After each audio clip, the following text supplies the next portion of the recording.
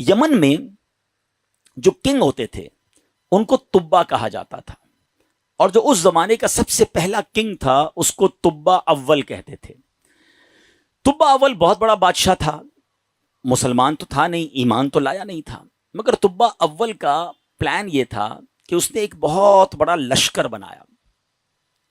اچھا، اس لشکر میں اس نے پلان یہ کیا کہ اس کے پاس 1,13,000 پیدل چلنے والے تھے اور 1,30,000 کے قریب گھوڑا چلانے والے، گھڑ سوار، ہارس رائڈر۔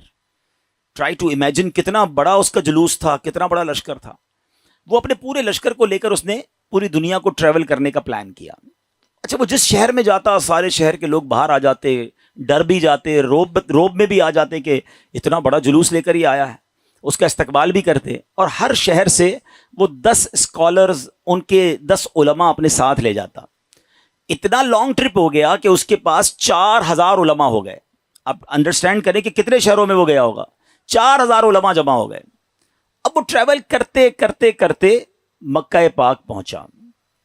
اچھا، مکے جب وہ انٹر ہوا تو مکے کے لوگوں نے کوئی اس کو رسپیکٹ نہیں دی، کوئی اس کا استقبال نہیں کیا، اور کوئی جناب اس کا کوئی روب بھی نہیں پڑا۔ تو اس نے اپنے وزیروں کو بلایا کہ یہ کیسے لوگ ہیں، یہ شہر کیسا شہر ہے، نو بڈی کوئی استقبال بھی نہیں ہوا، کوئی ہمارا روب بھی نہیں ہے، کوئی دبدبا بھی نہیں ہے، ٹیک کیئر بھی نہیں کیا انہوں نے ہمیں۔ تو اس کے وزیروں نے بتایا کہ بات یہ ہے کہ یہ مکے والے جو ہے نا، ان کے پاس ایک بہت کمال کی عمارت ہے جس کو یہ کعبہ کہتے ہیں، اور یہ کعبے کا طواف کرتے ہیں۔ کعبے میں انہوں نے بت رکھے ہوئے ہیں۔ آپ کو یاد ہوگا کہ نبی پاک کی آمد سے پہلے کعبے میں تو بت تھے، تو یہ کعبے کی رسپیکٹ کرتے ہیں، باقی کسی کو گھاس واس نہیں ڈالتے۔ تو بڑا کرو فر والا کنگ تھا، اتنا بڑا لشکر تھا، اس نے کہتا اچھا ایسی بات ہے تو میں کعبے کو ہی گرا دیتا ہوں، کعبہ ہی ڈیمولش ہو جائے گا تو یہ کس کا طواف کریں گے، پھر یہ سب میرے پاس آ جائیں گے۔ تو اس نے ابھی پلاننگ کی، صرف سوچا، رات اس کے سر میں سیویئر پین شروع ہو گیا، خطرناک قسم کا درد سر۔ اس کی آنکھوں سے، اس کے کان سے اور اس کے ناک سے پانی نکلنے لگا، اور وہ اتنا بدبودار پانی تھا کہ کوئی قریب بھی نہ بیٹھ سکے، اتنا پریشان۔ اچھا، لشکر میں ڈاکٹر بھی تھے، ڈاکٹر بلائے گئے، طبیب آئے، بڑے بڑے علاج کیے، کوئی فرق نہ پڑے، 2-3 دن نکل گئے، تکلیف ختم ہی نہ ہو۔ تو ایک جو ڈاکٹر تھا، جو سب سے بڑا ڈاکٹر تھا، اس نے کہا دیکھیں یہ معاملہ جو ہے نا، مجھے آپ کی بیماری کا نہیں لگ رہا، یہ کوئی آسمانی معاملہ ہے، آپ کسی عالم سے پوچھیے۔ تو انہوں نے اپنے لشکر میں جو سب سے بڑے عالم تھے ان کو بلایا کہ آپ چیک کریں معاملہ کیا ہے۔ تو انہوں نے کہا یہ بتاؤ کہ تم نے کوئی غلط خیال تو نہیں کیا اس شہر کے بارے میں، یہاں کے رہنے والوں کے بارے میں؟ اس نے کہا ہاں، میں نے تو پلان کیا تھا کہ کعبہ گرا دوں گا، یہاں کے مردوں کو قتل کر دوں گا، عورتوں اور بچوں کو قیدی بنا لوں گا۔ تو ان عالم دین نے کہا کہ نہیں، تم نے غلط کیا، تمہیں نہیں پتا کہ یہ کعبہ کیا ہے، اس کا مالک وہ خالق ہے، وہ مالک ہے کہ اگر اس کے بارے میں، کعبے کے بارے میں نیگیٹو سوچو گے تو برباد ہو جاؤ گے، فوراً توبہ کر لو ورنہ تم خود ہی برباد ہو جاؤ گے۔ کہا اچھا ایسی بات ہے۔ تبا نے توبہ کر لی، جیسے ہی توبہ کی تو اس کا سارا درد ختم ہو گیا، وہ فریش ہو گیا، اس کی طبیعت ٹھیک ہو گئی۔ تو اب اس نے دین ابراہیمی اختیار کر لیا، اللہ پر ایمان لایا، اور اس زمانے میں حضرت ابراہیم کا دین چل رہا تھا، ابھی نبی پاک تو آئے نہیں تھے، اس نے دین ابراہیمی ایکسیپٹ کیا اور اس نے اللہ پر ایمان لے آیا۔ اچھا، اب وہاں سے پھر لشکر آگے چلا، اور چلتے چلتے چلتے ایک ایسی بستی میں پہنچا جہاں کھجور کے درخت تھے، بڑی خوشگوار وادی تھی، اور وہاں انہوں نے پڑاؤ ڈالا۔ اچھا، اس لشکر میں جو علماء تھے انہوں نے اپنی کتابیں نکالی، ان کے پاس آسمانی کتابیں تھیں، وہ پڑھتے گئے اور کہنے لگے یہ تو وہی جگہ ہے جہاں ہماری کتابیں بتاتی ہیں جہاں اللہ کے آخری نبی ہجرت کر کے آئیں گے۔ یعنی اس کا مطلب وہ ڈھونڈتے ڈھونڈتے آج کے مدینے میں پہنچ گئے تھے، جس کو آج ہم مدینہ کہتے ہیں نا، یہ وہاں پہنچ گئے تھے۔ تو 400 علماء نے کہا کہ بھائی ہم تو یہ جگہ چھوڑ کے نہیں جائیں گے، پتہ نہیں کب نبی پاک آ جائیں، اب ہم نے یہیں ٹھہرنا ہے، اگر تبا رہنے دے گا تو ٹھیک ہے، بے شک ہماری بوٹی بوٹی کر دے، ہم نے یہ شہر چھوڑ کے نہیں جانا۔ اطلاع تبا کو بھی مل گئی، تبا نے بلایا علماء کو کہ کیا مسئلہ ہے؟ تو کہا دیکھیں حضرت، ہم نے اپنی کتابوں میں پڑھا ہے، ہمارا حساب کتاب بتاتا ہے کہ اللہ کے آخری نبی اسی بستی میں آئیں گے، ہم اس بستی کو چھوڑ کے نہیں جائیں گے، ہم ان کے خادم بن کر رہیں گے، ان کے امتی بنیں گے، ان پر ایمان لائیں گے۔ اچھا، تبا بھی 2-4 دن پہلے ہی یا کچھ دنوں پہلے ہی مکے کی تعظیم سمجھ چکا تھا، اللہ پر ایمان لا چکا تھا، تو اس نے کہا اچھا ایسی بات ہے تو میں بھی رک جاتا ہوں۔ اس نے کیا کیا، 400 علماء کے لیے 400 گھر بنائے، ان 400 علماء کی شادیاں کروائیں، ان کو خوب مال و دولت بھی دیا۔ 1 سال تبا خود بھی وہیں رہا، 1 سال کے بعد دیکھا کہ نبی پاک تو نہیں آئے، تو ابو طبا نے ایک کمال کا خط لکھا. سنیے گا پیارے اسلامی بھائیوں, یہ دنیا کا انوکھا خط ہے کہ اس کے لیے لکھا جا رہا ہے جو ابھی دنیا میں آئے نہیں ہیں. اور کس عشق والی زبان میں طبا بادشاہ نے وہ خط لکھا. اس نے لکھا کہ اس اللہ کے نام سے شروع جو عالمین کا رب ہے. میں جناب رسول اللہ صلی اللہ تعالی وسلم کی بارگاہ میں طبا اول حمیری سلام پیش کرتا ہوں, اور میں آقا علیہ الصلوۃ والسلام کی بارگاہ میں عرض کرتا ہوں کہ حضور اگر میں نے آپ کا زمانہ پا لیا تو میں آپ کی خدمت کروں گا, آپ پر ایمان لاؤں گا, آپ کی سنت پر عمل کروں گا, جو آپ کتاب لے کر آئیں گے میں اس پر بھی عمل کروں گا. اور حضور اگر میں پھر بھی آپ کا زمانہ نہ پا سکوں تو مجھے اپنی غلامی میں قبول فرمائیے, اور قیامت کے دن میری شفاعت فرمائیے گا, مجھے بھول نہ جائیے گا. بڑا کمال کا عشق والا اس نے خط لکھا. اس خط کو اس نے سیل کیا گولڈن اسٹیمپ لگا کے. اچھا, ایک اور مکان بنایا اس نے, اور جو اس وقت کے سب سے بڑے عالم تھے ان کو وہ لیٹر بھی دیا, اور کہا جب آپ نبی پاک سے اگر آپ کی ملاقات ہو جائے نا تو میرا خط انہیں دیجیے گا, یہ مکان بھی انہیں گفٹ کر دیجیے گا, اور اگر نہ ہو تو آپ اپنے بچے کو کہیے گا, آپ کا انتقال ہونے لگے تو اس کو یہ لیٹر دیجیے گا, اس کو کہیے گا وہ اپنی اولاد کو دے, تاکہ کسی طرح یہ خط جناب آخری نبی صلی اللہ تعالی علیہ وسلم تک پہنچ جائے. یہ کیسا عشق ہے. اب ذرا سنیے گا. طبا اول حمیری کا بعد میں وہ مدینے سے آگے گیا اور جا کے اس کا انتقال ہو گیا. آفٹر 1000 years, 1000 سال بعد 12 ربیع الاول والے دن مکہ مکرمہ میں نبی پاک کی ولادت ہوتی ہے, آقا کی تشریف آوری ہوتی ہے. نبی پاک 53 سال مکے میں گزارتے ہیں, اور اس دوران حضرت مصعب بن عمیر صحابی رسول ہیں, ان کو پیارے آقا مدینے بھیجتے ہیں کہ وہاں جا کے اسلام کی دعوت دو. مدینے میں تو فوراً اسلام پھیلنا شروع ہو گیا. علماء کہتے ہیں جو اتنی تیزی سے اسلام مدینے میں پھیلا نا, اس کی بڑی وجہ یہ تھی جو یہ انصار صحابہ تھے نا. مدینے والوں کو کیا کہتے ہیں؟ انصار. مکے والوں کو کیا کہتے ہیں؟ مہاجرین. تو جو انصار تھے نا یہ سارے انہی 400 علماء کی اولاد میں سے تھے. they were waiting from last 1000 years for رسول پاک علیہ الصلوۃ والسلام. یہ تو 1000 سال سے انتظار کر رہے تھے. جیسے ہی حضرت مصعب بن عمیر پہنچے, دیگر مبلغین پہنچے, اللہ کے رسول کی باتیں بتائیں, اسلام کی باتیں بتائیں, دھڑا دھڑ لوگ اسلام قبول کرنے لگ گئے. اچھا, اب قبیلے کے لوگ بیٹھے کہ آخری نبی تو آ گئے ہیں مکے میں, ہمارے پاس ایک لیٹر ہے, اب وہ پہنچانا ہے انہیں. انہوں نے مشورہ کر کے, ایک صحابی تھے ان کا نام تھا حضرت ابو لیلہ انصاری رحمت رضی اللہ تعالیٰ عنہ, ان کو کہا کہ آپ جائیے, جا کے مکے میں نبی پاک کو یہ خط دے کر آئیے. ان صحابی نے ٹریول کیا.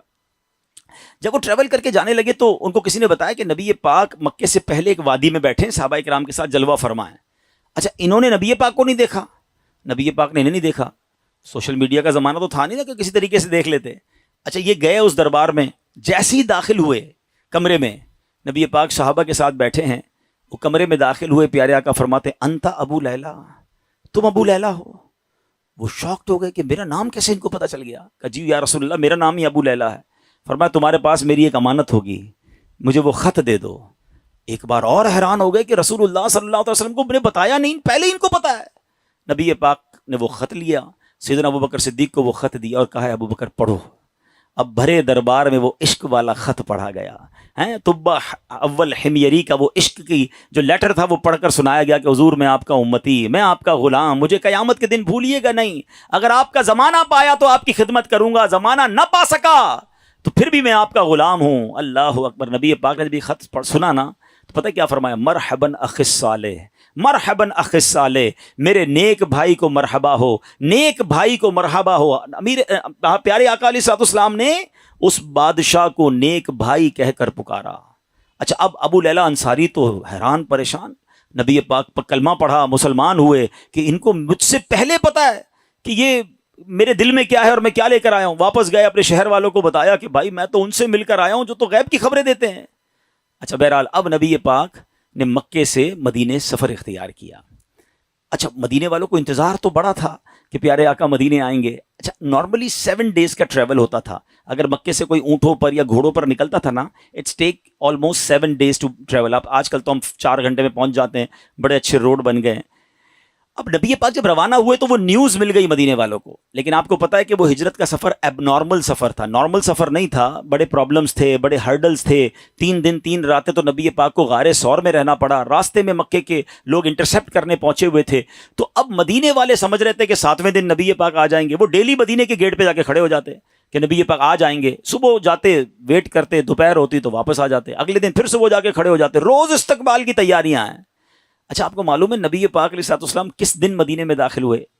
کافی دن لگے، مگر سرور کائنات صلی اللہ تعالیٰ علیہ وسلم جس دن مدینہ منورہ میں صحابہ کے جھرمٹ میں داخل ہوئے نا، وہ دن 12 ربیع الاول کا دن تھا۔ ہاں وہ دن بھی برتھ ڈے آف رسول پاک علیہ الصلوۃ والسلام تھا۔ سبحان اللہ، اللہ کی شان دیکھیں کہ ربیع الاول کا 12 ربیع الاول کا جو جلوس ہے، کچھ لوگوں کو کنفیوژن ہوتی ہے۔ اللہ اکبر، میرے آقا جو مدینے میں داخل ہوئے تو صحابہ بھی ہیں اور خود پیارے آقا بھی ہیں، بلکہ ایک صحابی کہتے ہیں حضور بغیر پرچم کے کیسے داخل ہوں گے؟ آپ جا رہے ہیں تو شان و شوکت کے ساتھ داخل ہونا ہے۔ اپنا امامہ اتارا، تلوار پہ لگایا، اسے پرچم بنایا، اور جب مدینے میں داخل ہوئے تو ہر طرف سے صدائیں ہیں مرحبا یا رسول اللہ۔ بچیاں تیار ہو کر آئی ہیں، بچے تیار ہو کر آئے ہیں۔ عرب کے لوگوں کا دستور تھا جب کوئی بڑا ایونٹ ہوتا تھا وہ اپنا مخصوص لباس پہنتے تھے، اپنی تلواریں لگاتے تھے، بلکہ اب بھی اگر آپ دیکھیں ان کے تہواروں میں ان کے لباس الگ ہوتے ہیں، وہ سب اپنے اس لیول کے لباس پہن کر کھڑے تھے، کیونکہ آج ان کے لیے عید کا دن تھا۔ اور سبحان اللہ، اس وقت بنو نجار کی بچیوں نے سرور کائنات صلی اللہ تعالی علیہ وسلم کا جو استقبال کیا، جس نغمے کو گنگنا کر، جس نعت کو پڑھ کر انہوں نے استقبال کیا، آج بھی مکے مدینے چلے جائیں، کیسٹ کی دکانوں پر جائیں، بلکہ دنیا کے کسی کونے میں جائیں، یہ نعت عربی ہوں، عجمی ہوں، افریقن ہوں یا امریکن ہوں، سرکار کی یہ نعت دنیا بھر میں پڑھی جاتی ہے۔ اور وہ ان بچیوں نے یہ نعت پڑھی تھی جو آج سیرت کی کتابوں میں بھی لکھی ہیں۔ اور انہوں نے استقبال کیسے کیا تھا؟ وہ الفاظ کیا تھے؟ وہ الفاظ تھے طلع البدر علینا من ثنیات الوداع وجب شکر علینا ما دعا للہ لا۔ کیا کہتی ہیں ہم پر؟ چاند طلوع ہو گیا ہے، طلع البدر علینا، 14ویں رات کا چاند طلوع ہو گیا ہے۔ کہاں پر؟ سنیت الوداع کی گھاٹی میں، جس جگہ یہ استقبال ہوا نا اس علاقے کو سنیت الوداع کہتے ہیں۔ اور وجب الشکر علینا، ہم پر واجب ہو گیا ہے اللہ کا شکر ادا کرنا۔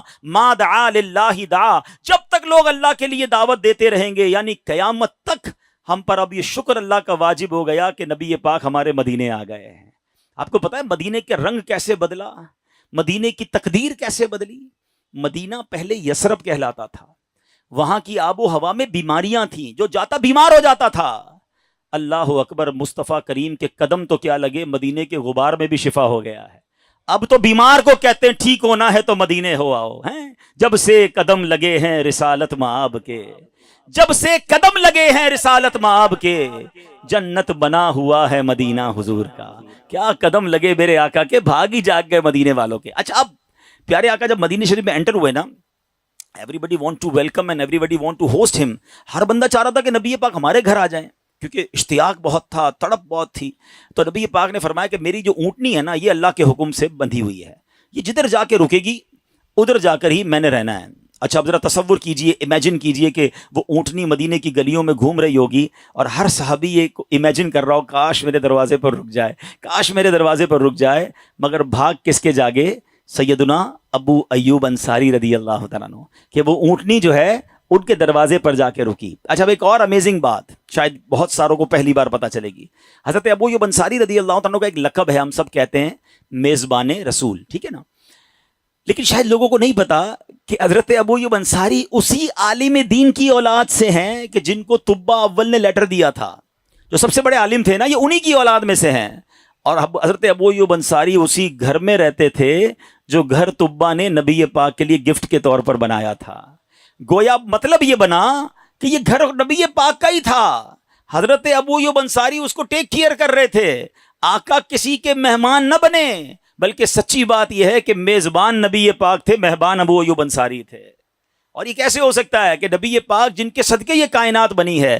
امام عشق و محبت اعلیٰ حضرت بڑا کمال کا شعر لکھتے ہیں، آپ فرماتے حضور یہ کائنات جب آپ کے لیے بنی ہے، آپ کی وجہ سے بنی ہے، تو پھر سارا زمانہ تو اس میں مہمان ہوا نا، اصل میزبان تو آپ ہیں۔ آپ کہتے ہیں آسمان خان زمین خان زمانہ مہمان، آسمان خان زمین خان زمانہ مہمان، صاحب خان نالا کب کس کا ہے تیرا تیرا صاحب خواہ، نالا کب کس کا ہے تیرا۔